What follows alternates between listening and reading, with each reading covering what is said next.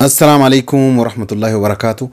كبجمتوتا أفرطوتا كينيا وندي كيسان وبغانا غنو جراتن فياق أبداني جروف جيريني كيسان هالي كلين سامال فكاتا أنغا كوتي كبجمتوتا أفرطوتا كينيا غويا هر آمان نوك أواتير افتي جيچون كيسانين أولو غويا هر نما اسم باقي كهواجن نما اسم باقي جالتن أكما أغرتن كيسوما غودو تاكا وجين جراچارا غويا هر وان اسم بيو تغرغرار yeroo dheeraadhaaf yaada keessan yeroo dheeraa kan ta'e jechuudha.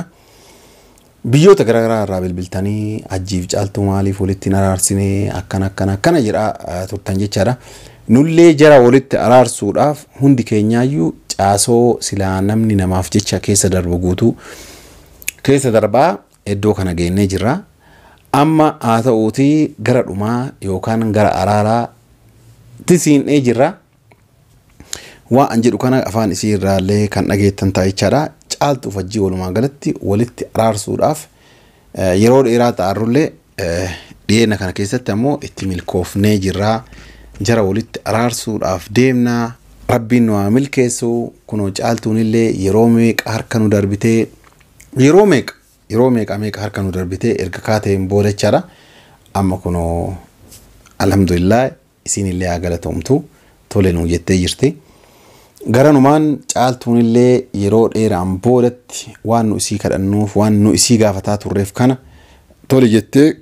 tole jettee waan nu jenne tole jettee fudhachuu isiitiif maqaa kabajamtoota afurtoota keenyaatiin caaltuullee galatoomfachuu barbaada isii biratti jechaadha. Garanumaan kabajamtoota afurtoota keenya akka caaltuun haa galatoomfattan dhugaa dubbachuudhaaf isiin illee yookaan wanti nuddaa turteef yookaan jibbiinsa nuu qabduuf ilaalcha gadaanaa nuu qabduuf osoo hin taane wanta isin harka darbeeftu jira waan naan taane yoo isaa walitti deebi'e yoo mucaa kanaa walitti araarame waan boru namiidhaa walitti jiraachoo hin oolu kan jettu shakkii sanirraa kaatee nu didde akkuma isiin asiin dura dubbattee an kabajallee isinii qabaa jaalallee isinii qabaa.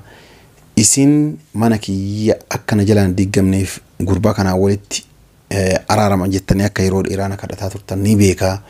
Garuu akka isin waliin nu araarsuuf tattaaffattan san inni keessaa yaanii nama jijjiiramuu miti yeroo baay'ee irraa dabreeraa fi yeroo baay'ee obseeraa fi kanaaf amma na dhiisaa wanni isiniin jedheef waan xuuree mucaa kanaa yookaan akira mucaa kanaa laalee gara waan hin ta'u jedhee waan sarara diimaa jala sararee fi malee yookaan waan isin kabajuu didee fi miti maal nuun jettee akkasi ofirraa nu darbaa turte. Amma ammoo erga natti warwaattan erga deddeebitanii hundi keessan natti warwaattan amma ammoo lammata yookaan harka isin hin darbu erga isin jettan waan mucaan qajeelu taatee amma lufii sirreeffatu taatee jennaan anillee ulfaan jira daa'imni garaa jiru kunillee ka isaati. Yeroo daailee daa'imnillee waan adda addaatu barbaachisaa. Kanaaf mucaan kun keessattuu kana hunda dura jechaadha waan nama qajeelu yoo taate harka isiniin darbu isiniif jecha ni araaramaa. Ammallee carraa tokko ajjiidhaan kennaa yaada keessan fudhadhee jira jettee kunoo iddoo kanatti nu argamtee jirti. Haa galatoomtu haa ulfaattu jedhaani mee isin salaama isiniin jettee waliin dachaan jechaadha. Assalaamu alaykum caaltu. Wa alaykum assalam. Baga nagaanii iddoo aan si waametti na kabajjee waan nu jennellee fudhattee iddoo aan si waametti baga nagaan dhufte. Baga nagaan naatti. Mee uummata hordoftoota keenya naga gaafadhuuf ka'iiti yaada yookaan maaliif akka iddoo kana dhufte hordoftootaaf. Assalamu alaykum warahmatullahi wabarakatuh. Akkam jirtu kabajamtoota hordoftoota keenya jirtu bakka jirtan hundi nageenya jiraatu. Maaliif dhufte caaltu? Ajji faana yeroo dheeraa wallola waan qabnuuf yeroo hunda ajjiitti deebi'ee ajjiidhaan walitti araaramaa jettanii waan kadhachaa turtaniif durallee baay'ee isin didaa ture amma garuu isinis mana keen diigin jettanii isinis anuma yaaddaniitu deddeebitanii mana keetti deebi'ee waan naan jettaniif kanaafuu ammatti yaadee tole manatti deebi'a jedhee ajji faana walitti araaramuuf. Tole caaltu garuu nu yeroo hedduu si kadhannee jirra amma ammoo waan jarri siin jette maaliif akkanatti diddaa maal jedhanii nama duubaan si gorsee akka jarri sittiin aarre akkas jedhiin siin jedhee jira jedhanii mee wanti kun dhugamaan jira moo hin jiru?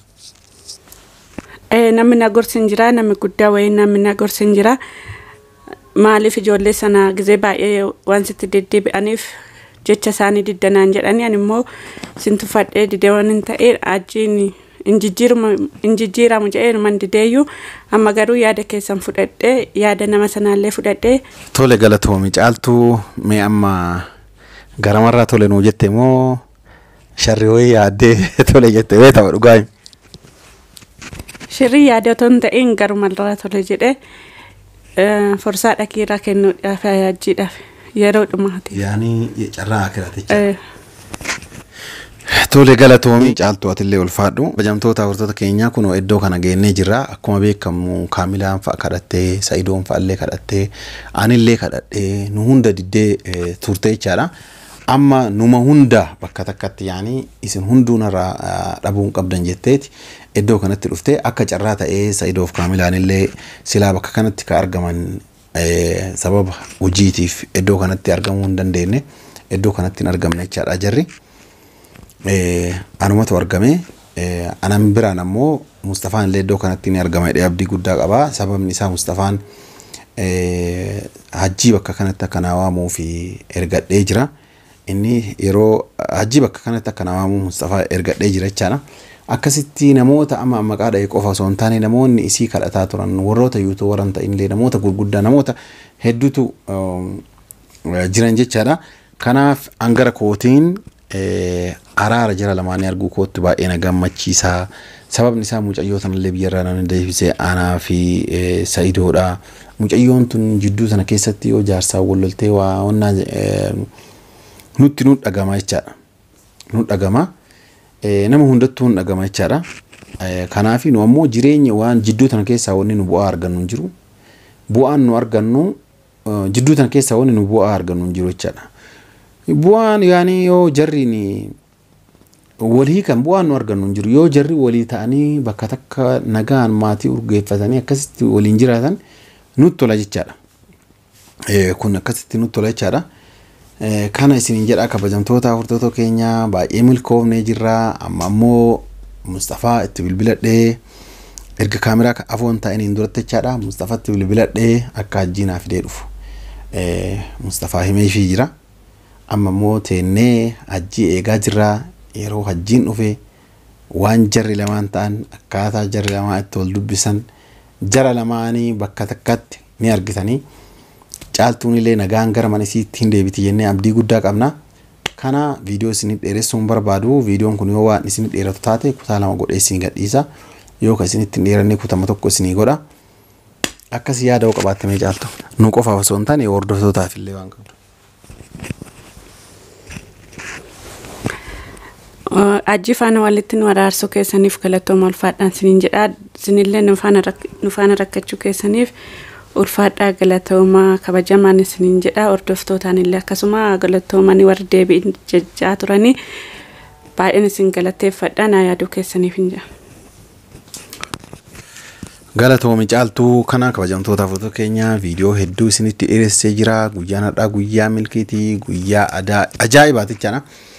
Namoonni hordoftoonni illee hatta namoonni biyyoota garaagaraa irraa bilbilan namni anarratti bilbilan namni tokkochi yaani caaltuu fajjiisa wannuma walitti hin araarsine maali ni nama lolu malee nama waan biraa jedhu hin agarreechaadha. Hundi keessan akka jarri lamaan adda baan warroota fedhii hin qabne qofa waan taataniif jechaadha. Garanumaaf isinillee galatooma ulfaadhaa kabajamaa isiniin jedha kabajamtoota hordoftoota keenya. Akkasii turtii muraasaan booda akka walitti dachaanu ta'a. Viidiyoon yoo isin dheeratu akkuma jalqaba isiniin jedhe kutaa kan itti aanu nu eeggadhaan affeerraa kenna nagaan nu tura.